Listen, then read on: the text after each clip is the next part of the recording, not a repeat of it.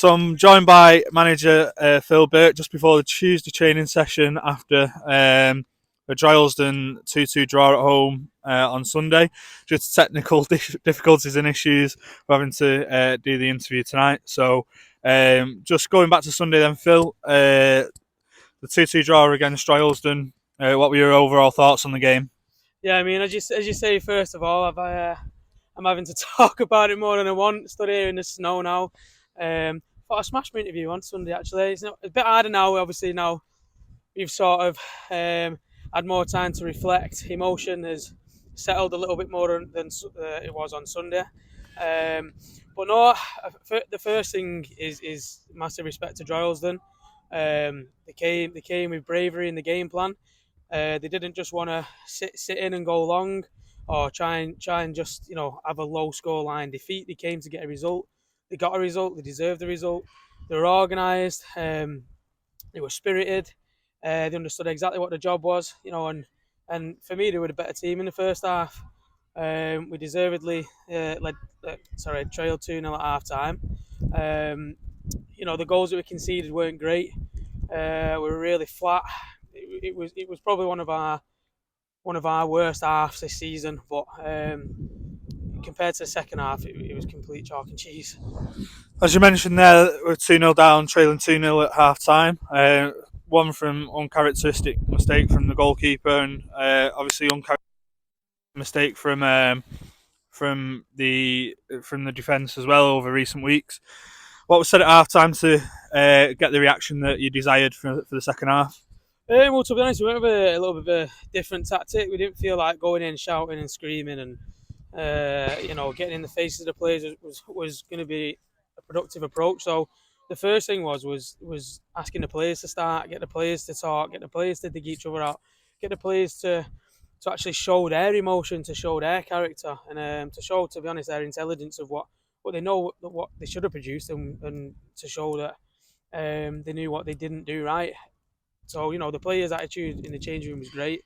We obviously had our input. We wanted to take the game to Droylsden more. We wanted to pin them in. We wanted to put them under pressure, make them feel uncomfortable. And second half, we did that. Again, the girls showed the character to fight back, which is very impressive. But we can't keep giving ourselves mountains to climb. We've got to learn from it. It's not the first time it's happened. We've clearly not learned from the previous times. And it can't happen again. We've got 7 cup finals for the rest of the season. Nothing is going to be gifted to us. Nothing is guaranteed. We need to quickly start understanding that we have to give absolutely everything in every minute of every game, in every minute of every training session, if we're going to achieve the goals that we want to achieve. Just back, blizzard. Just back to the second half. 2 goals from Ella Barnes got us back level. Despite not being in the squad to begin with at the beginning of the day, but due to a dropout, she was faced a late call up. Any note on her particular individual performance, or anyone else that you want to pick out to comment about? Yeah, no, I mean, look, as you say, Ella Barnes weren't initially in the squad. We value her so much. I think she's amazing on and off the pitch. She's a massive asset to us. So much ability. She's got a great personality. But we've got standards and expectations here. She's getting used to that. We need people to train. We expect people to train. She knows that. And she took not being in the squad initially really, really well. When Meg had to drop out, it was unfortunate for her, for us. But Ella Barnes is a massive player to be able to step in, and that's a strength that we've got in our squad. But no, there's no need to talk about individual performances. I think the team know how much they've got to be better, and the disappointment is there, and we'll see a reaction tonight, hopefully. Just finally, then, obviously a point on Sunday, not the desired result from the start of the game. Everton dropped points to West Didsbury and lost there. Middleton won. That brings them back into contention potentially for the title race with no league game for a couple of weeks. Is there any plans over the next couple of weeks to keep the girls ticking over? I mean, first of all, this week, obviously, as you can see, we're still going to be training and working hard. It's not a time to rest. This Sunday, we probably won't have a game. Probably go watch Everton versus Mid. Next week, try and get a friendly in, and then try and fly into the running. To be honest, but no, Everton Mid, nothing to do with me.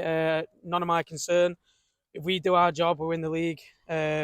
if we win our 7 games, win the treble, and that's the focus. For me, what Mid and Everton do is completely irrelevant. People have said to me since Everton got beat, it's a point more than them. But for me, this is a 3-horse title race. They've got to do their job. We've got to do ours.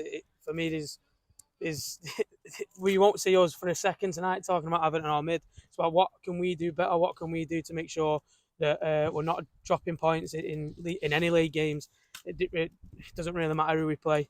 We expect to win every single game, and that's exactly what we'll be striving to do. Thanks for your time, Phil.